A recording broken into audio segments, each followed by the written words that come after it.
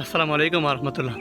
আপনার কাছে যদি অর্থ থাকে, আপনি চাইলে পুরো পৃথিবীর সবচাইতে বড় ডাক্তারকে দিয়ে আপনার চিকিৎসা করাতে পারেন। পুরো পৃথিবীর সবচেয়ে বড় হসপিটালে আপনি অ্যাডমিশন নিয়ে আপনার চিকিৎসা করতে পারেন। কিন্তু যখন আপনার মৃত্যু ঘনিয়ে আসবে বা মৃত্যুর টাইম হয়ে যাবে, পুরো পৃথিবীর কারো কারো ক্ষমতা নেই আপনাকে রক্ষা করার। কুল্লু নাফসিন যায়িকাতুল মউত। প্রত্যেকটা প্রাণীকে মৃত্যুর স্বাদ গ্রহণ করতে হবে। মহান আল্লাহ সুবহানাহু ওয়া তাআলা পবিত্র কোরআনে সূরা আল ইমরানের 185 নম্বর আয়াতে উল্লেখ করেন যে প্রত্যেক প্রাণীকে মৃত্যুর স্বাদ গ্রহণ করতে হবে।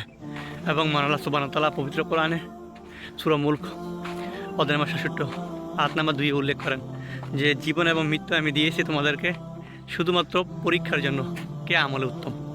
তো আপনি চিন্তা করেন, আপনি বিবেচনা করেন, আপনার আমলের দ্বারা কি আপনার রবের সামনে দাঁড়াতে পারবেন?